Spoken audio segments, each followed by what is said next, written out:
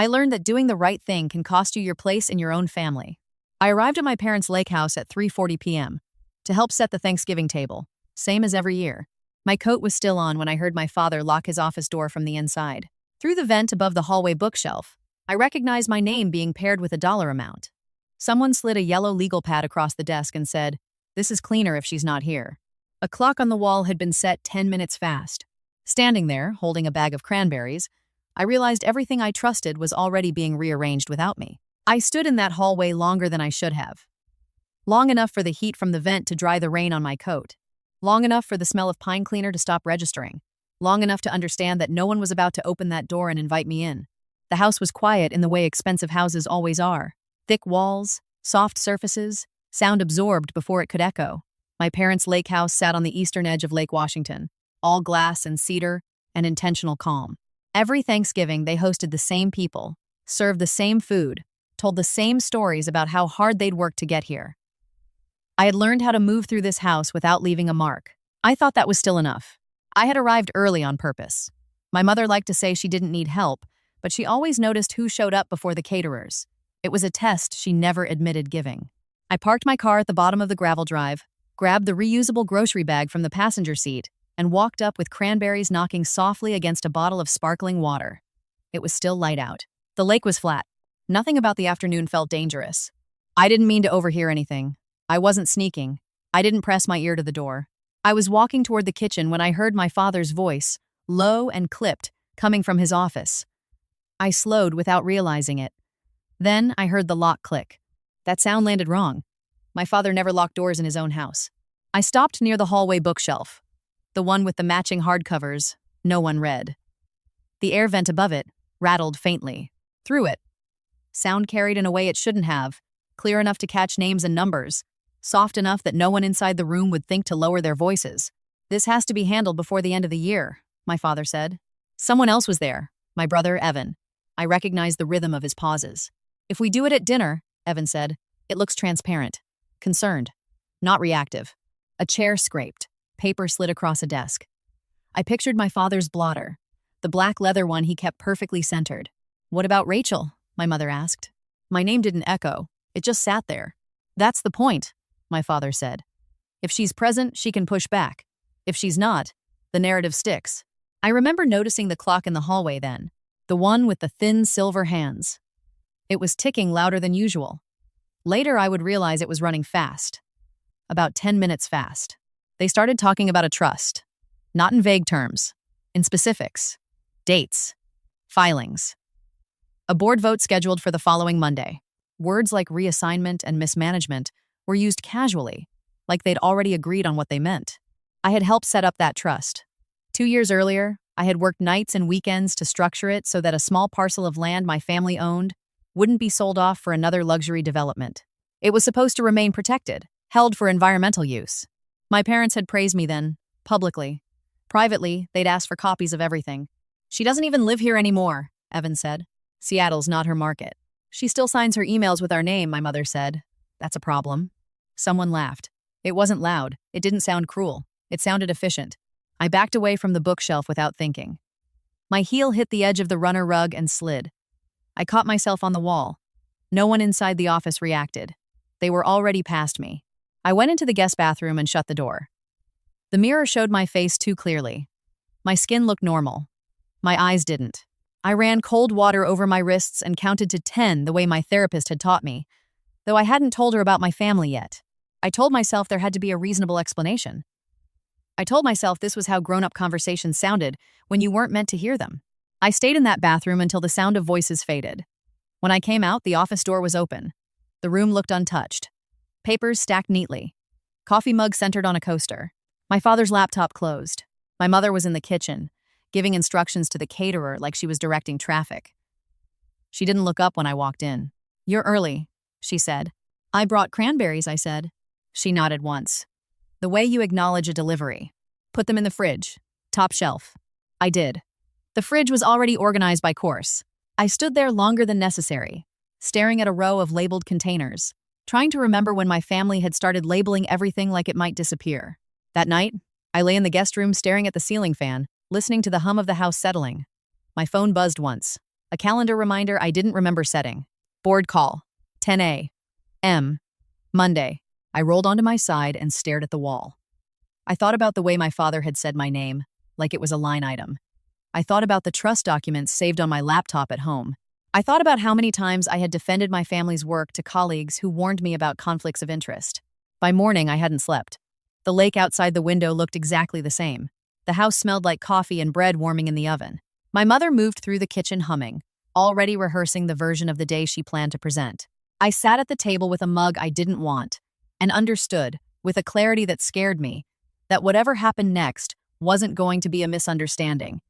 It was going to be a decision, and I was going to be the cost. The Monroe family liked to describe itself as practical. Not warm, not close, not emotional, practical. That word did a lot of work for them. It explained why my father spoke in numbers even at birthday dinners. It excused why my mother treated people like projects. It softened the fact that affection was always conditional, always tied to usefulness. From the outside, we looked solid. My father, Richard Monroe, built mid-sized residential developments across Washington state. Not flashy towers, not slums clean, modern housing that photographed well for brochures and local business magazines. My mother, Elaine, sat on boards for environmental nonprofits and arts foundations. She loved the language of stewardship. My brother Evan went to law school back east and came back with a job at a corporate firm that represented the same kinds of developers my father golfed with. And then there was me. I had been the good daughter for a long time. Straight A's. No scandals, no teenage rebellion worth mentioning. I went to college nearby, studied urban studies and policy, interned at the city planning office, learned how zoning decisions quietly changed people's lives. I believed, genuinely, that if you understood the system well enough, you could make it fairer. At first, my family was proud. They liked introducing me as the one who keeps us honest. It played well at fundraisers. It made them sound balanced. That pride faded the moment my work stopped being theoretical. When I left a private consulting firm to work with a nonprofit focused on housing displacement, my father stopped asking about my job. When my reports began questioning development practices that looked a lot like his, my mother started changing the subject. When I helped structure a conservation trust using a piece of land my family owned, framing it as a legacy project that would protect shoreline access and wetlands, they agreed quickly. Too quickly. I didn't see it then, but the trust gave them something they hadn't had before, a moral shield. They could point to it whenever critics mentioned overdevelopment. They could say, "Our daughter helped create that." My name became a credential. My work became a buffer. Thanksgiving was always when the performance peaked. Every year, the guest list stayed roughly the same. Business partners, their spouses, one city council member. A retired judge my father liked to quote. The table settings changed, the menu rotated, but the conversations followed a script. Promotions were celebrated. Stock portfolios compared. College acceptances announced like acquisitions. My role was to sit between people who didn't understand what I did and didn't care enough to ask. When someone did ask, it was usually framed as curiosity, never respect. "So, are you still working on those housing issues?" They'd say, fork halfway to their mouth. "Yes," I'd answer. "I consult on policy compliance and community impact." My father would cut in. "She keeps the idealists busy." People would laugh. I learned to smile with my teeth and let it pass. Over time, the jokes sharpened. My mother would mention how stressful my job must be, dealing with those kinds of neighborhoods. Evan would offer unsolicited advice about real-world economics. I learned that pushing back only made things worse. Silence was interpreted as maturity. Discomfort was framed as sensitivity. The lake house itself was part of the message. Built 15 years ago, renovated twice since, it was meant to signal permanence. Wide windows, neutral colors, nothing too personal on the walls. No photos younger than 5 years old. Childhood was allowed only as nostalgia, not evidence. I noticed gradually that my old bedroom had been stripped down. The desk replaced. The books gone. The closet repurposed for storage. No one asked me if that was okay. No one mentioned it. It wasn't malicious, exactly. It was efficient. In their minds, I had moved on. That meant the space could be reassigned. That's how everything worked in my family. If something no longer served its original purpose, it was reallocated. On the surface, the trust looked secure. Quarterly meetings. Clear bylaws. A board composed of 2 environmental consultants, 1 community representative, and my father as a financial backer. My role was advisory, but my name was tied to its mission. I'd assumed that mattered. Now, sitting at the kitchen table that morning, watching my mother arrange place cards with surgical precision, I realized how naive that assumption had been. Evan walked in mid-morning, tie already on, phone pressed to his ear. He nodded at me like we were colleagues passing in a hallway. "Yeah," he said into the phone. "That language works. Just keep it neutral." He glanced at me and turned away, lowering his voice. I picked at the edge of a napkin. The paper was thick, expensive. Everything in this house was chosen to last, except people. I kept replaying the conversation from the night before, trying to find a version where I hadn't heard what I heard. But the details were too specific, the dates too exact, the tone too settled. They weren't angry with me. They weren't emotional. They were prepared. That scared me more than yelling ever could. By the time guests began arriving, I understood my position clearly. I was not a participant in what was coming. I was the subject. Every laugh from the living room sounded a little louder. Every clink of glass felt rehearsed. I noticed how often my father checked his watch, how my mother kept glancing toward the dining room, counting chairs. At one point, she stopped beside me and adjusted the sleeve of my sweater without asking. "You look tired," she said. "Long drive?" "Yes," I said. "You should rest later. Today's going to be a lot." I didn't ask what she meant. I already knew. As I watched her walk away, clipboard tucked under her arm, I felt something settle in my chest. Not panic, not anger, something colder. For the first time, I stopped trying to figure out how to fix things. I started wondering what they would do if I wasn't there to absorb the impact. The choice that changed everything didn't feel dramatic when I made it. There was no argument, no slam door, no ultimatum. I took a job offer, signed a lease on a small apartment in Seattle, and told my parents I'd be working with a nonprofit that focused on housing compliance and displacement prevention. My mother smiled and said it sounded meaningful. My father asked what the salary was, and nodded once when I told him. That was it. At first, nothing seemed different. I still came to Sunday dinners when I was invited. I still answered emails quickly. I still tried to translate my work into language they could respect. I told myself that respect took time. The nonprofit work was slower than consulting, but it mattered more to me. I spent my days reviewing zoning changes, reading environmental impact reports, sitting in overheated community centers listening to people explain how a new development would push them out of the only neighborhood they'd ever known. I learned how easily paperwork erased lives. I learned how often revitalization meant removal. When I spoke about it at home, my father would listen, with his head tilted slightly, like he was indulging a story. "That's unfortunate," he'd say. "But progress always has casualties." The first time I disagreed with him openly was over coffee, not at a dinner table. He'd mentioned a project his company was bidding on near a protected shoreline. I asked if the environmental assessment had been updated. He waved it off and said it was within compliance. "It might be," I said. "But the access point cuts through a wetland buffer." He looked at me then, really looked at me, and something tightened behind his eyes. "You're not in the private sector anymore," he said. "You don't see the whole picture." That was the moment I stopped being useful in the way they preferred. The Conservation Trust came later, framed as a compromise. My mother suggested it first, over lunch with two of her board friends. She talked about legacy, about balancing development with responsibility. She asked if I could help structure it, just on paper, to make sure everything was done correctly. I said yes because I wanted to believe her. I said yes because it felt like a bridge. I drafted the framework carefully. Limited scope, clear protections, public-facing transparency. I explained every clause. I sent follow-up emails. I saved copies of everything because that's how I worked. The trust launched quietly. No press release. No ribbon cutting. But my parents mentioned it often. It appeared in speeches. It showed up in grant applications. My name appeared beside theirs in programs I hadn't seen before. I told myself that was fine.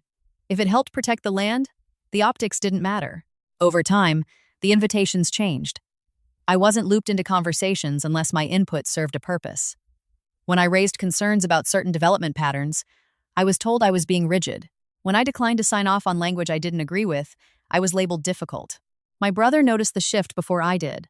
Evan had always been observant, even as a kid. One afternoon, after a family event, he pulled me aside in the driveway. "You're making things harder than they need to be," he said. "I'm doing my job," I replied. He sighed. "That's the problem. You're treating family like clients." I didn't understand then that they had already started treating me like a liability. By the time Thanksgiving approached that year, the distance was obvious. My mother called with instructions instead of questions. My father forwarded calendar invites without context. Evan stopped returning my texts unless they were logistical. Still, I went. I always went. I told myself that showing up mattered, that consistency mattered. that if I stayed reasonable, things would recalibrate. The night I overheard them in the office, all of that collapsed into something simpler and uglier. They weren't reacting to a mistake I'd made. They weren't correcting a misunderstanding. They were managing risk. I spent the rest of that day moving through the house like a guest. I noticed things I'd never paid attention to before. How my father's awards were grouped together, polished and evenly spaced. How my mother's volunteer plaques outnumbered family photos. How the books on the shelves were all about leadership and legacy. Nothing messy, nothing personal. At dinner, conversations flowed around me. Someone asked about my work. And before I could answer, my father spoke for me. "She's been very busy," he said. "Probably stretched too thin." I looked at him. He didn't look back.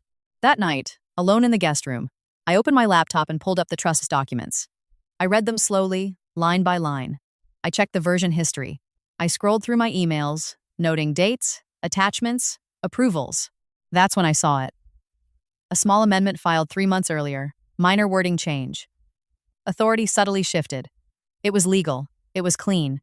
It reduced my role without notifying me. I felt stupid for missing it. I felt worse for understanding exactly why it had been done that way. The next morning, I packed my bag before anyone woke up. I didn't leave a note. I didn't make a scene. I drove back toward the city with the radio off, watching the sky lighten over the freeway. Somewhere near the exit for Bellevue, my phone buzzed with a new email notification. Subject line: board alignment. Upcoming discussion. I didn't open it.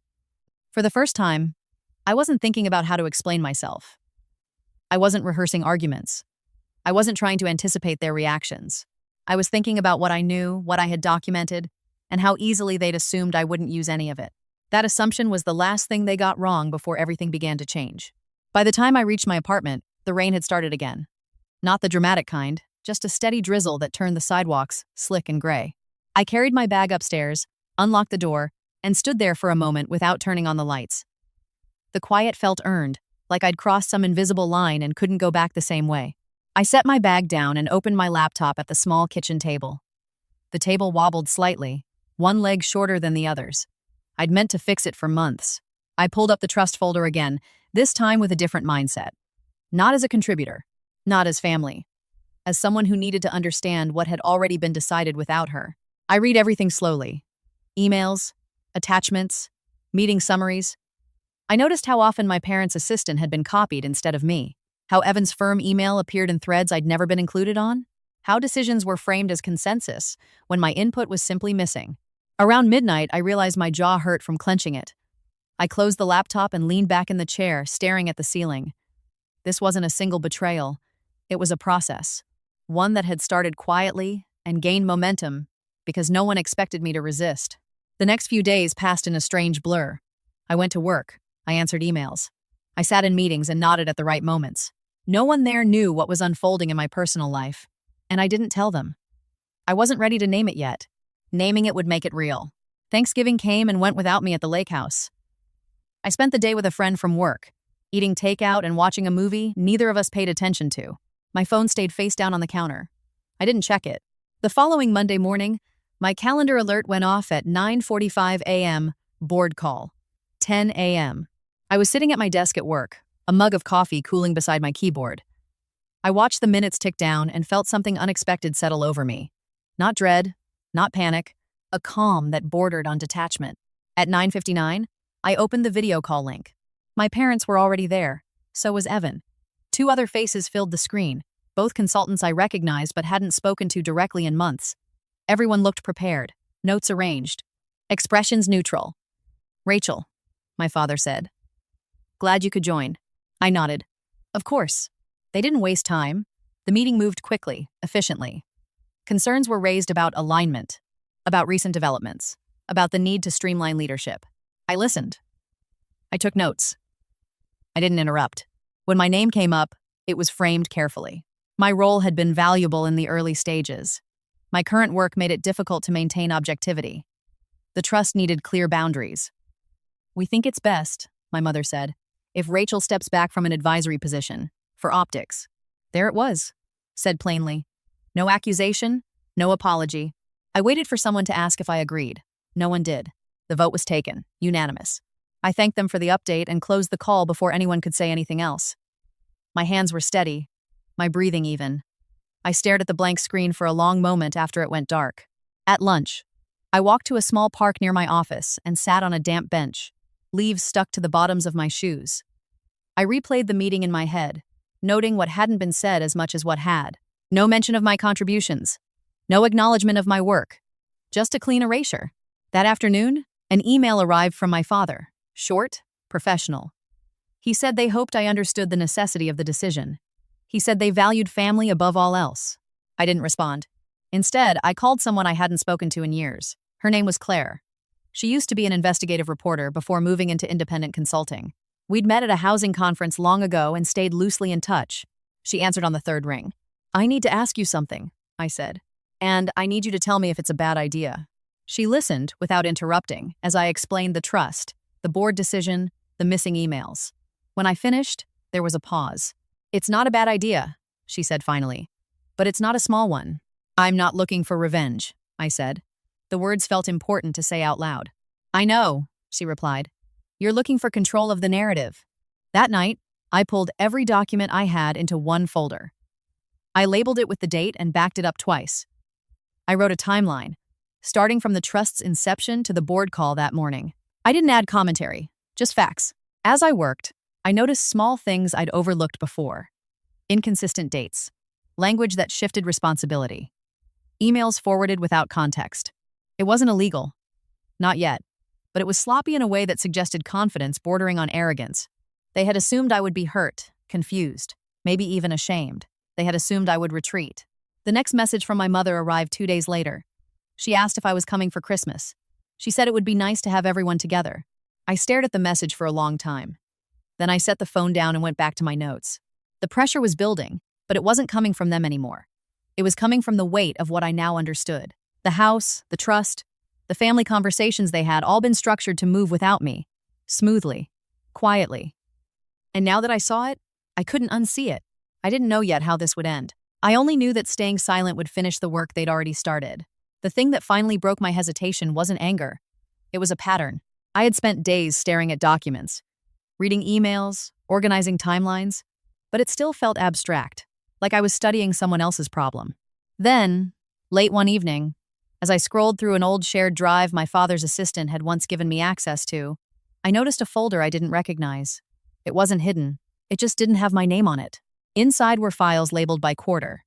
Inside those were subfolders, marked talking points, risk language, and external. I opened one at random. It was a draft memo, prepared for a meeting I had attended months earlier. I remembered that meeting clearly. I had presented an analysis about shoreline impact and recommended delaying a permit application until a revised assessment could be completed. At the time, my father had nodded thoughtfully and thanked me for my input. The memo summarized the meeting very differently. It framed my concerns as personal objections. It described my role as informal. It suggested that my emotional proximity to environmental groups made my recommendations less reliable. I felt my stomach drop. I opened another file, then another. In one, my name appeared next to a projected cost increase, as if I had caused it. In another, my work with a nonprofit was described as activism rather than consulting. The language was subtle, but consistent. It didn't accuse me outright. It positioned me as a risk. Then I found the recording. It was a Zoom call from 6 weeks earlier, saved automatically because someone had clicked record. I remembered that call too. I had joined late, apologized, listened more than I spoke. At the time, it felt routine. I pressed play. My father's voice came through clearly, calm, confident. "We need to be proactive," he said. "If questions come up, we can't have internal disagreement muddying the waters." Evan chimed in. "Rachel's work is valuable, but it's not aligned with the direction we're taking." My mother added, "This is about protecting the trust and the family." They discussed timing, optics, who would say what if regulators asked questions. Someone suggested that it would look better if I wasn't present for future discussions, so my name wouldn't appear in minutes. No one objected. I sat there, laptop open, the glow of the screen reflecting off the dark window, and listened to people who had known me my entire life reduce me to a variable. Not out of malice, out of convenience. That was the moment I stopped wondering if I was overreacting. I copied the recording. I saved it in 3 places. I didn't watch it again. The next day, I took a sick day from work and met Claire at a small coffee shop near the courthouse. She arrived early, already seated with a notebook open. She didn't hug me. She didn't ask how I was holding up. She waited. I slid my laptop across the table and showed her the files. She skimmed quickly, eyes sharp, jaw tightening just slightly. "This is careful," she said, "but it's not clean." "What does that mean?" I asked. "It means they assumed no one would line these pieces up. They assumed the story would be enough." She looked at me. "You're not looking to sue them, are you?" "No," I said. "I don't want to destroy them." She nodded once. "Then you don't need to. You just need daylight." Over the next week, I did very little outwardly. I went to work. I answered my parents' texts with neutral responses. I told my brother I was busy when he suggested we talk. I let them believe I was absorbing the blow quietly. Inside, I was assembling something precise. I created a chronological file that showed how my role had been reframed over time. I matched language from internal memos to public statements. I highlighted inconsistencies between what the trust claimed to stand for and how decisions were actually being made. I didn't add commentary. I didn't accuse.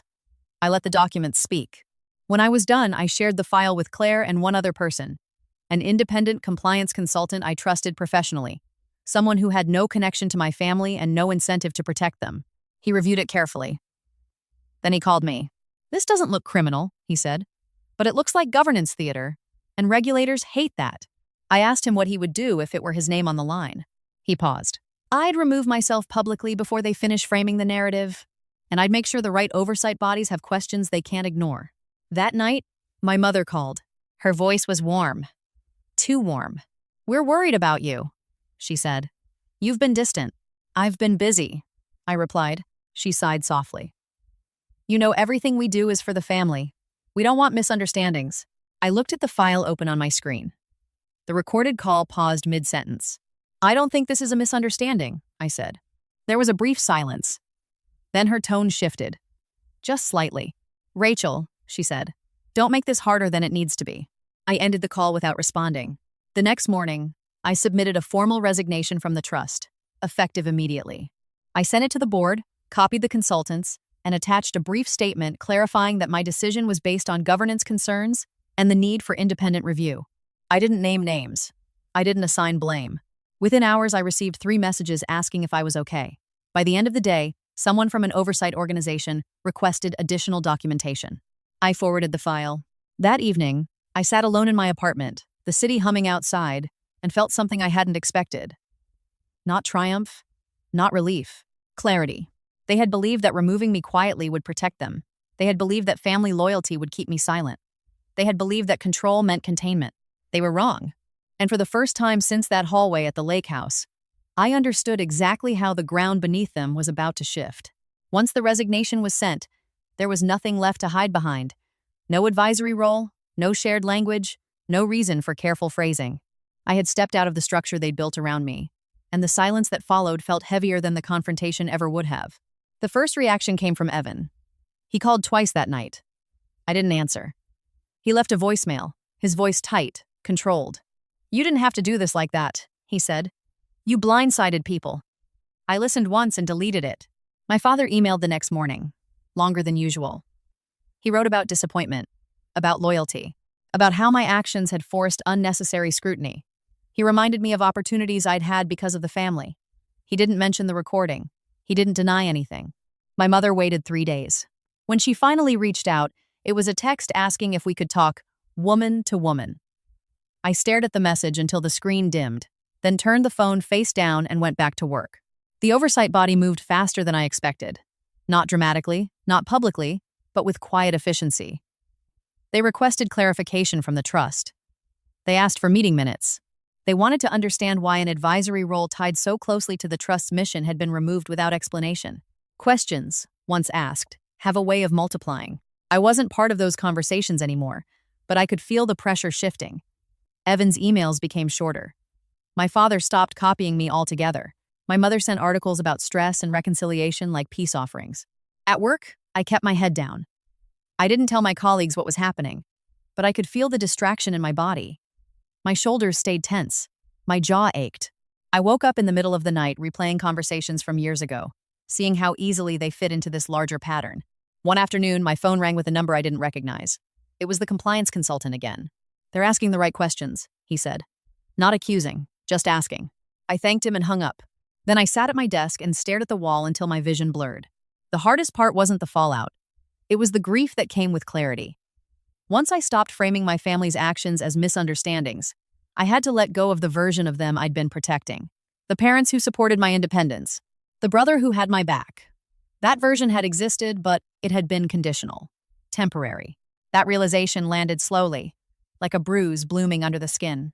2 weeks later, I drove out of the city for the first time since Thanksgiving. I didn't go to the lake house. I went north, toward a stretch of highway that cut through forest and farmland. I needed space where nothing reminded me of them. I pulled over at a rest stop and sat in my car with the engine off, listening to it tick as it cooled. My phone buzzed again. This time, it was my mother. "I don't understand why you're doing this," she said when I answered. Her voice cracked, just enough to sound real. "We raised you to be ethical, to care." "That's exactly why I'm doing this," I replied. There was a pause. Then her voice hardened. "You're hurting people who love you." I looked out at the trees, bare and gray against the sky. "No," I said. "I'm refusing to lie for them." She didn't respond.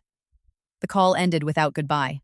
By the time I drove back to Seattle, I felt exhausted in a way that sleep couldn't fix. But beneath that exhaustion was something steadier. A sense that I had crossed a line that couldn't be uncrossed. The oversight review stayed private, but its effects were immediate. A planned announcement about the trust was postponed. A donor quietly withdrew. A board member resigned for personal reasons. My family didn't mention any of it directly. Instead, they tried a different approach. Evan showed up at my apartment one evening without warning. I opened the door and saw him standing there, hands in his pockets, looking smaller than I remembered. "You didn't have to shut us out," he said. I leaned against the doorframe. "You shut me out first." He looked away. "You don't understand how this works." "I understand exactly how it works," I said. "That's the problem." He stood there for a long moment, then nodded once, like he was accepting a loss he hadn't expected. He left without another word. After he was gone, I closed the door and slid down until I was sitting on the floor.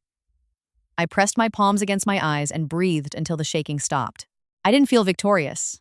I felt exposed. But exposure, I was learning, was not the same as vulnerability. In the weeks that followed, I focused on small, concrete things. I fixed the wobbly table leg. I cleaned out my email inbox. I went to therapy and said the word betrayal out loud for the first time. My therapist didn't rush to soften it. "What you're describing," she said, "is not a single act. It's a system." Naming it changed how it sat in my body. It stopped being a question and became a fact. By the time December rolled into January, the trust had become a quiet liability rather than a shining example. My parents stopped mentioning it in public. My name disappeared from their speeches. And somewhere in that silence, I felt a strange relief. I was no longer being rearranged without my consent. Whatever came next would happen in the open. Part of me expected everything to explode once the questions started. I imagined angry phone calls, legal threats, some dramatic attempt to shut me down. None of that happened. What came instead was something quieter and more unsettling. Distance. My parents stopped calling altogether. Not angrily, not pointedly. They just stopped. My mother's stream of articles and gentle check-ins dried up. My father's emails ceased as if I had never been on his contact list. Evan didn't reach out again. It took me longer than I'd like to admit to realize that this was another tactic. If confrontation didn't work, erasure might. At first, the silence felt like relief. I slept better. I stopped flinching when my phone buzzed. I went days at a time without thinking about the lake house, or the trust, or the way my father's voice sounded when he talked about alignment. But the quiet had an edge to it. A sense of being written out mid-sentence. I kept working. I met deadlines. I showed up to meetings prepared. My professional life held steady in a way that surprised me. Without the constant background hum of family pressure, I had more mental space than I'd had in years. I started noticing how often I'd second-guessed myself before, how quickly I'd softened my opinions in rooms that didn't belong to my parents. One afternoon, my supervisor asked me to lead a presentation on a compliance review we were submitting to the city. Normally, I would have hesitated, offered to support instead. This time, I said yes without thinking. Afterward, a colleague stopped me in the hallway. "You're very precise," she said. "You don't hedge." I smiled, unsure how to respond. The comment followed me home, settled somewhere deeper than professional validation. I realized how much energy I'd spent trying not to sound difficult. How often I'd absorbed the idea that conviction was a flaw. The oversight review moved forward in the background. I wasn't involved directly, but I heard enough through professional channels to understand what was happening. Requests for clarification turned into requests for documentation. Documentation turned into internal reviews. No accusations, just process. One evening, Claire called. "They're restructuring," she said, quietly. "Is that good?" I asked. "It means they're trying to get ahead of conclusions they don't control." I pictured my parents sitting at their dining table, the same one where they'd planned my removal, discussing damage control. I felt a flicker of satisfaction, quickly followed by something heavier. "I didn't want it to be like this," I said. Claire was quiet for a moment. "You didn't make it like this," she replied. That distinction mattered more than I expected. In therapy, we talked about patterns, about how families with power often confuse control with care, about how being positioned as the ethical one can be a way of outsourcing conscience without sharing authority. I started to see my role more clearly, not just in recent months, but across decades. I had been the pressure release valve, the one they pointed to when they needed to look balanced, the one they sidelined when balance became inconvenient. Once I stopped performing that role, the system had to adjust. I began to notice other things too. How often my parents' public statements mirrored language from my old reports. How ideas I'd introduced years earlier resurfaced without attribution. How comfortable they were taking credit for values they resisted practicing. It no longer felt personal. That was the strangest part. The hurt was still there, but it wasn't raw. It had edges now. Shape. In early February, I received an email from an address I didn't recognize. It was from a junior analyst at a firm my father had worked with for years. She wrote carefully, formally, asking if I'd be willing to clarify some points from a document I'd authored long ago. "I want to make sure I'm understanding the original intent," she wrote. I reread the email twice. Then I forwarded it to Claire. "Careful," she replied. "But this means your work is still circulating, without you attached." I answered the analyst's questions factually, without commentary. I didn't mention my family. I didn't mention the trust. I explained the reasoning behind the policy language as if it existed in a vacuum. The reply came quickly. "Thank you. This helps." That night, I sat at my kitchen table with a notebook and wrote something I hadn't written before. Not notes, not timelines, a list. On one side, I wrote things I had given up to keep peace. Silence, credit, space, autonomy. On the other side, I wrote what I had gained since letting go. Clarity, time, authority over my own work. The second list was shorter but heavier. Late one evening, weeks after the silence began, my phone rang. My father's number flashed on the screen. I let it ring twice before answering. "We need to talk," he said, skipping any greeting. "About what?" I asked. "About what you've done." I thought about the recordings, the memos, the way my role had been reframed before I ever spoke up. "I didn't do anything," I said. I stopped participating. There was a sharp exhale on the other end. "You've made things complicated," he said. "I didn't create the complication," I replied. "I just didn't absorb it." He was quiet for a moment. When he spoke again, his voice was controlled but strained. "You always had a way of seeing things too clearly," he said. "That's not always helpful." I closed my eyes. The sentence landed with a dull thud. A truth disguised as criticism. "I'm not coming back," I said. "Not to fix this." "I didn't ask you to," he replied, though his tone suggested otherwise. After the call ended, I sat there for a long time, listening to the refrigerator hum. I didn't feel shaken. I felt resolved. For the first time, I wasn't measuring my choices against their reaction. I wasn't asking myself how to make this easier for them to accept. I was asking a different question now. What happens when the person who was meant to stay quiet decides not to?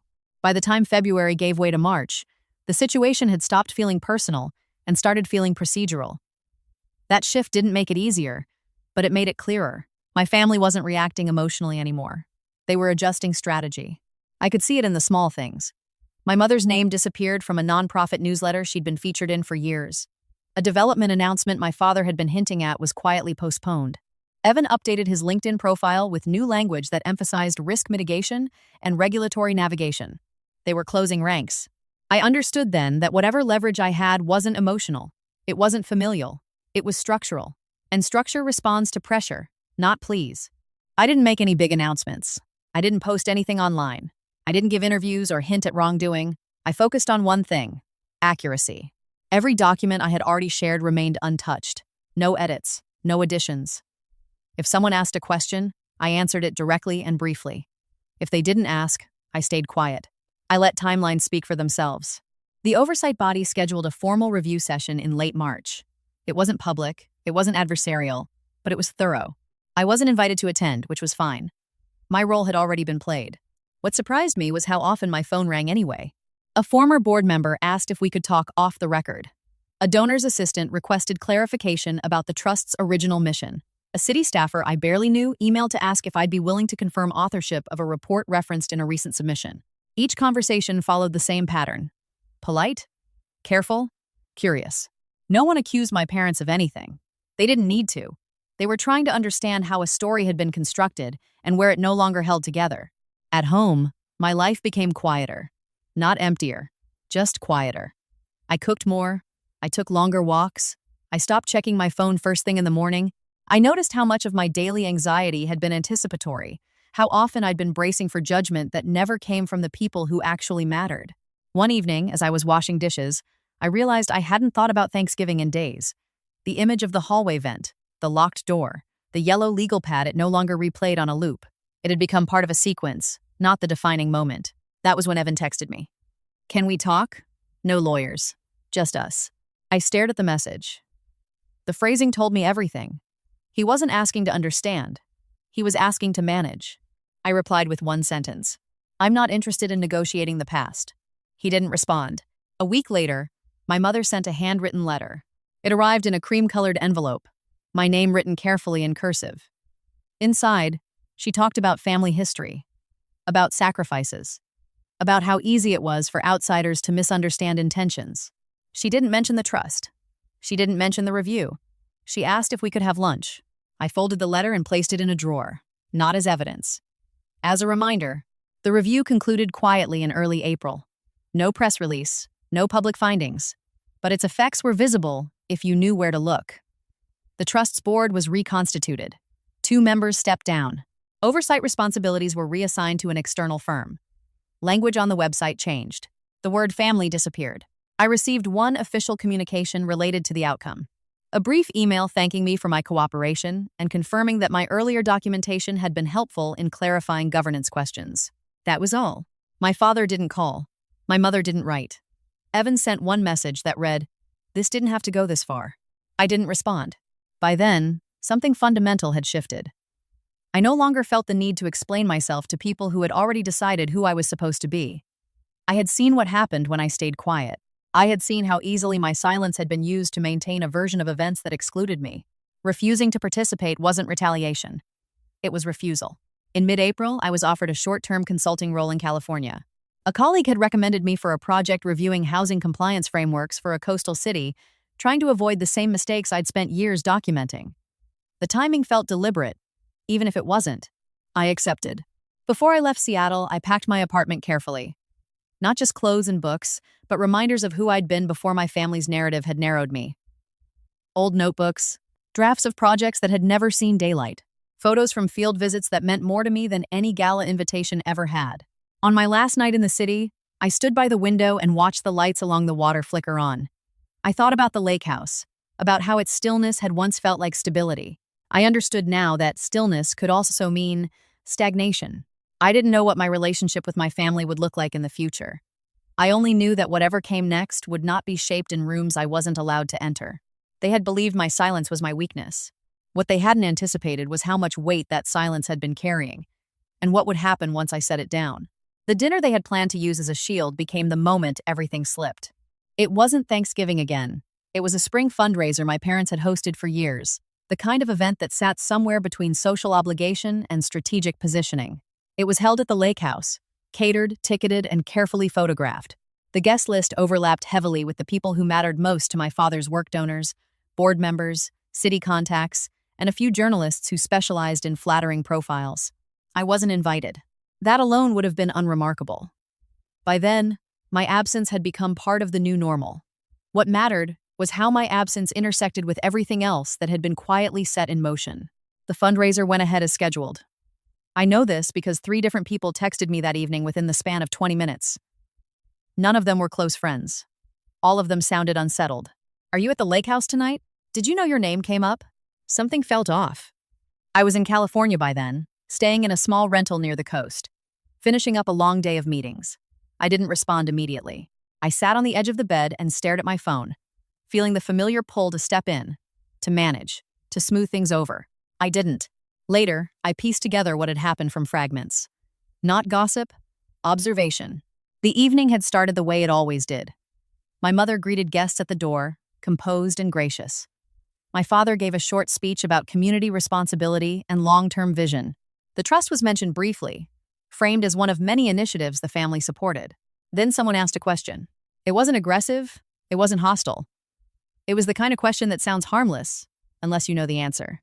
A donor, someone who had funded environmental work for years, asked how the trust's governance had changed recently. She said she'd noticed the website update and wondered if the mission had shifted. My father smiled and said no, of course not. The mission was the same, just refined. Another guest, a consultant who'd been involved in earlier stages of the trust, asked why the advisory role had been eliminated altogether. He said it was unusual for a project like that to move forward without independent oversight. My mother stepped in, her tone light. She said the board had agreed it was more efficient this way. That's when someone mentioned my name. Not pointedly, not dramatically, just as context. I thought Rachel was part of that, someone said. Didn't she design the original framework? The room didn't go silent, but something shifted. Conversations slowed. People listened more closely. My father responded quickly. He said I had moved on to other work, that our priorities no longer aligned, that these things happen. It might have worked if that had been the only question, but it wasn't. Someone else asked about the review, about the oversight body's involvement, about why an external firm had been brought in so suddenly. My parents answered the way they always did, confidently, vaguely, with enough authority to discourage follow-up. But the questions kept coming, not because people were suspicious, but because the answers didn't quite connect. At some point, Evan tried to redirect the conversation. He made a joke about family businesses being complicated. A few people laughed, but it didn't land. What they hadn't accounted for was that several people in that room had already heard pieces of the story elsewhere, quietly, professionally. They weren't there to accuse, they were there to listen. By the time dessert was served, the trust had become the unspoken center of the evening. Not as a scandal, as an inconsistency. I didn't know any of this while it was happening. I was eating takeout on the floor of my rental, scrolling through emails from the day. When my phone buzzed again, it was Claire. They're unraveling it themselves, she said. I closed my eyes. I didn't say anything. I know, she replied. That's why it's working. The next morning, my inbox was full. Not with accusations, with requests. A board member asked if I'd be willing to clarify my role in the trust's early development. A journalist emailed to ask for background on governance best practices.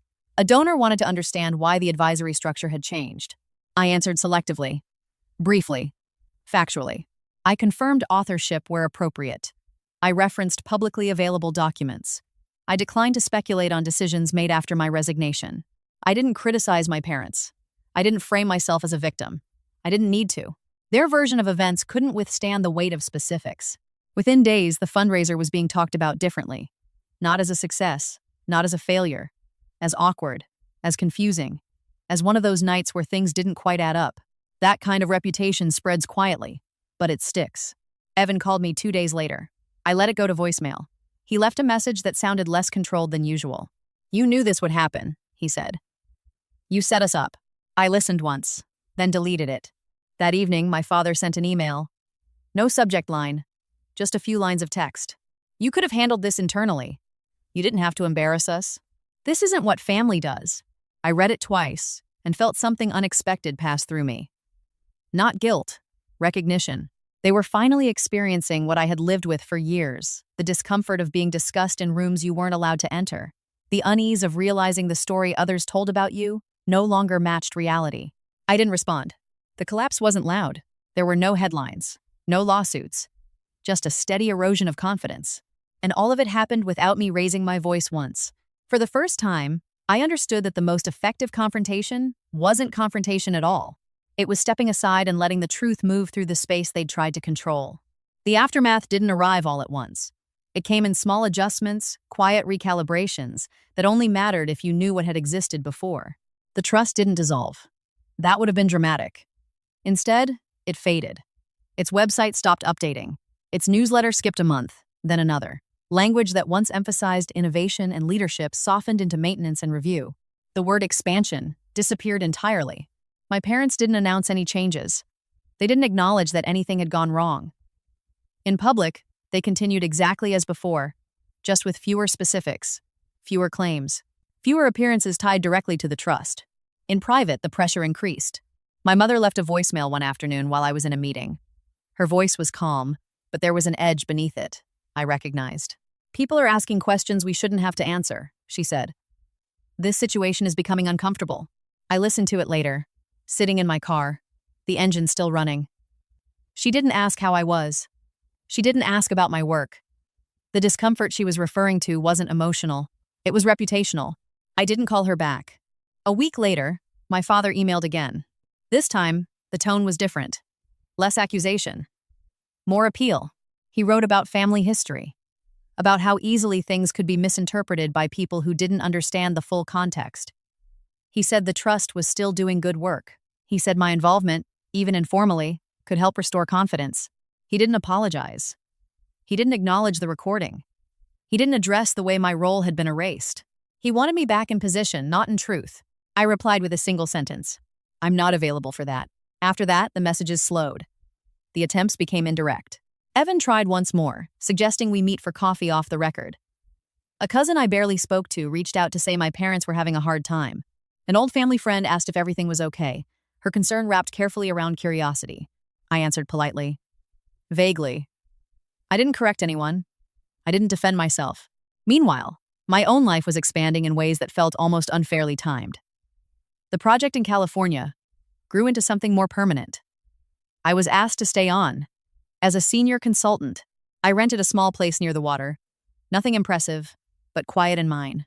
Workdays were long but satisfying. Meetings were direct. Disagreements were handled openly. When someone challenged my recommendations, they did it in the room, with data, not behind closed doors. It took me a while to realize how different that felt. One evening, after a particularly productive meeting, I walked along the beach and thought about the lake house, about how still it always looked, how carefully controlled. I understood now that stability, when enforced, can suffocate. In early summer, the oversight body released a brief public statement. It didn't name individuals, it didn't accuse. It simply noted that governance practices at the trust were being revised to better align with stated values. That was it. But that single sentence did more than any exposé ever could. It confirmed what people already suspected, without creating a spectacle. After that, my parents stopped reaching out entirely. The silence this time felt different. Not tactical, resigned. I didn't celebrate it. I didn't feel victorious. I felt something closer to release. Like a muscle I'd been clenching for years had finally relaxed. One afternoon, months later, I received an email from a former board member I'd respected. "I should have spoken up sooner," he wrote. I didn't see the full picture until it was already uncomfortable. "I'm sorry." I read the message twice, then closed my laptop and sat back in my chair. That apology, brief and belated, mattered more than any acknowledgement from my family would have. Because it wasn't about repairing an image. It was about recognizing harm. I thought about responding, but decided against it. Not because I didn't forgive him, but because the apology didn't require my participation to be complete. By the end of summer, the trust had become something my parents no longer mentioned at all. It existed, technically, but without ambition, without spotlight, without narrative weight. They had protected themselves from scandal, but at a cost they hadn't anticipated. The authority they once held in certain rooms had thinned. People listened differently now, asked follow-up questions, took notes. Control, once loosened, is hard to reclaim. As for me, I settled into a life that didn't require constant calibration. I stopped wondering how my choices would sound when repeated by someone else. I stopped bracing for judgment that never came. One evening, as the sun dipped low over the water, my phone buzzed with a notification. A new email. From my father. I didn't open it right away. When I did, it was short. "We're disappointed it came to this." No signature. No invitation to respond. I closed the message and set the phone down. I didn't feel the urge to explain, or to fix, or to reassure. For the first time, their disappointment wasn't something I felt responsible for carrying. It belonged to them. Time didn't heal anything the way people like to say it does. What it did instead was create distance, enough space for patterns to become obvious, for emotions to settle into something manageable, for the noise to fade into context. By the time fall returned, my life had reorganized itself without any dramatic decision on my part. The consulting role in California became permanent. I moved out of the short-term rental and into a small apartment a few blocks from the water. It had uneven floors and windows that rattled when the wind picked up, but it felt grounded. Nothing in it was inherited. Nothing carried expectations. Work filled most of my days. Not in a frantic way, but in a focused one. I was trusted to make recommendations and expected to stand by them. When projects ran into resistance, it was discussed openly. No side meetings, no quiet reframing of responsibility. That alone felt like a kind of luxury. Every now and then, something from my old life would surface. A familiar last name on a donor list. A development proposal that looked like my father's work, only smaller now, more cautious. I noticed how often phrases I'd once written appeared in policy drafts under other people's names. It didn't bother me the way it used to. Influence, I was learning, didn't require attribution to exist. The family silence held. Holidays came and went without invitations. My birthday passed with a short text from my mother. "Hope you're well sent early in the morning," like a task crossed off a list. I replied politely. Briefly, that was the extent of it. What surprised me most was my brother. Evan emailed one evening in late October. No subject line, just a few lines of text. "I've been thinking about how things played out. I didn't handle my part well. I don't expect forgiveness. I just wanted you to know I see it now." I read the email several times. Not because I didn't understand it, but because it didn't fit the version of him I'd been carrying around. The Evan who managed risk, who stayed aligned, who never stepped out of formation. I didn't respond right away. I wasn't sure what the right response was. Eventually, I wrote back something simple. "Thank you for saying that. I hope you're doing okay." That was it. No reopening, no reconciliation, just acknowledgement. After that, our contact stayed minimal but civil. Occasional updates. No attempts to explain the past away. No pressure to fix anything. It wasn't closeness, but it wasn't erasure either. My parents, on the other hand, retreated into formality. When they did mention me to others, it was in vague terms. I'd moved west. I was doing consulting. Nothing specific enough to invite questions. I understood then that what they'd lost wasn't just control over a narrative. It was certainty. The certainty that they could contain outcomes by managing appearances. The certainty that loyalty would override discomfort. They still had money, still had influence, but the rooms they moved through now responded differently, cautiously, with follow-up questions, with pauses where agreement used to be automatic. That shift mattered more than any apology ever could. One afternoon, while reviewing a draft policy document, I noticed a footnote referencing a framework I'd developed years earlier. My name wasn't attached, but the structure was unmistakable. I smiled to myself, not out of pride, but recognition. The work had outlived the conflict. That evening, I walked along the beach as the sun dropped low, the sky fading into muted colors. I thought about the trust, about how much energy I'd spent trying to make it what it claimed to be, about how quickly it had become something else once my presence was inconvenient. I realized then that the real loss my parents had suffered wasn't financial or reputational. It was relational. They had traded trust for control and ended up with neither. I had traded proximity for clarity and gained something sturdier. There were moments, still, when grief surfaced unexpectedly. Passing families gathered for holidays. Hearing someone talk casually about calling their parents for advice. Those moments carried a dull ache, not sharp, but persistent. I didn't romanticize the separation. I didn't pretend it hadn't cost me anything. But I also didn't confuse loss with regret. Late one night, months after the fundraiser, I received a message from a former colleague of my father's, someone I hadn't spoken to directly before. "I just wanted to say your work has made a real difference. I wish more people had listened earlier." I set the phone down and sat quietly, letting that land. It wasn't vindication. It was something quieter, confirmation that integrity had weight, even when it wasn't loud. As winter approached again, I found myself thinking less about what had happened, and more about what came next. Not in terms of plans, but orientation.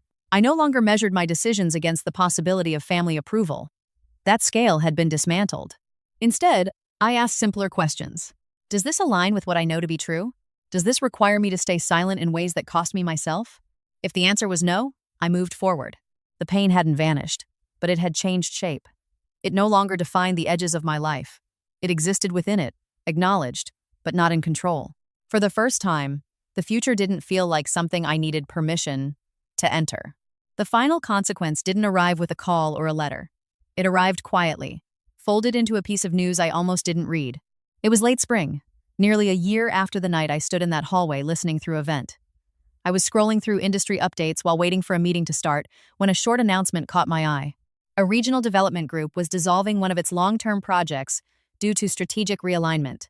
The name was familiar. It was my father's flagship initiative, the one he'd spent years positioning as his legacy. There was no mention of controversy, no hint of conflict. Just a clean sentence explaining that the project no longer fit the organization's future goals. I closed the article and sat back in my chair. For a long time, I'd imagined what the ending might look like. I'd pictured confrontation, admission, some clear moment where they would have to face what they'd done and say it out loud. What I learned instead was that power rarely collapses theatrically. It thins, it recedes, it loses momentum, and calls it choice. That same week, I received a letter forwarded from my old Seattle address. The envelope was plain. Inside was a single page, typed, unsigned. It didn't apologize. It didn't explain. It said only this: "We underestimated you. We assumed silence meant agreement. We were wrong." I read it twice and set it down. My hands didn't shake. My chest didn't tighten. The words didn't undo anything. They didn't need to. That was the moment I understood the true shape of what had happened. My parents hadn't lost because I exposed them. They hadn't lost because regulators intervened or donors stepped back. They had lost because the version of reality they depended on no longer functioned once I refused to hold my place in it. The punishment wasn't public. It wasn't dramatic. It was structural. They had built a system that required my silence to stay intact. When that silence disappeared, the system revealed itself. I never responded to the letter. A few months later, I was invited to speak at a small policy forum on housing accountability. It wasn't glamorous. No cameras. Just a room full of people who did the work quietly and carefully. When I finished my talk, a woman in the back raised her hand and asked how I'd learned to hold boundaries in high-pressure environments. I paused before answering. "I stopped trying to prove I was reasonable to people who benefited from my restraint," I said. She nodded like that was exactly what she needed to hear. After the forum, as people filtered out, someone approached me and mentioned my last name. Not with recognition, with curiosity. "Any relation to the Monroes up north?" he asked. "Yes," I said. "Oh," he replied, after a brief pause. I thought so. There was no judgment in his voice, just observation. I walked out into the late afternoon light and realized how little that moment had cost me. Once, a question like that would have sent me spiraling, recalibrating, preparing explanations. Now it passed through me without friction. I didn't need to defend my distance. Over time, my parents became figures I heard about rather than from. Occasional updates through mutual contacts. Mentions of travel, of projects scaled down, of invitations declined. They were still respected, still comfortable, but no longer unquestioned. Evan and I exchanged a few more emails over the following year. We never revisited the past in detail. We didn't need to. The shape of it was understood. Our relationship settled into something honest, if limited. That felt like progress. As for me, my work deepened. I took on projects that required patience and resolve. I learned to recognize early signs of ethical drift and address them before they calcified into culture. I mentored younger colleagues who reminded me of myself, careful and conscientious, unsure where their responsibility ended and someone else's expectations began. I told them what I wished someone had told me sooner. You don't owe your silence to anyone who uses it to protect themselves. On the anniversary of the fundraiser, I returned to Seattle briefly for work. I drove past the turnoff to the lake house without slowing. The trees were taller than I remembered. The water still. That place had once represented belonging. Then, betrayal. Now it was just a location, a coordinate on a map I no longer navigated by.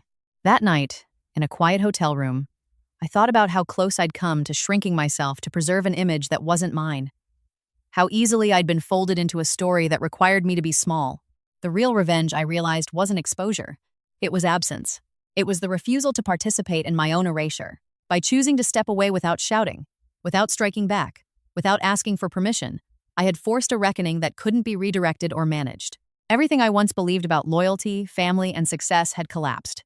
In its place was something sturdier, built slowly, deliberately, without witnesses. I didn't get justice the way movies promise it. I got something quieter. I got my life back. And that was the one outcome they never planned for.